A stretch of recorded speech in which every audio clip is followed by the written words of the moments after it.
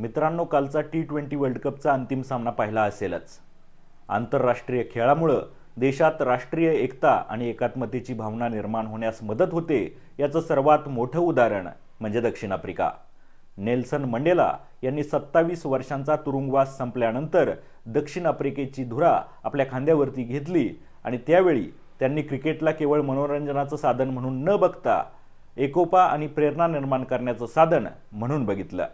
त्यांनी क्रिकेटचा वापर साऊथ आफ्रिकेमधील वर्णभेद नष्ट करण्यासाठी केला, कारण ज्यावेळी गोष्ट खेळाची येते त्यावेळी आपण फक्त त्या देशाचे नागरिक असतो। जात, धर्म, रंग या सर्व गोष्टी त्या ठिकाणी दुय्यम ठरतात।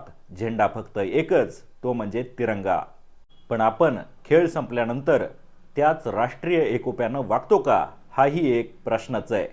की खेळ संपल्यानंतर हिरवा, निळा, भगवा, पिवळा या झेंड्यांच्या गर्दीत तिरंगा हरवून जातो। तुम्हाला काय वाटतं ते नक्की सांगा।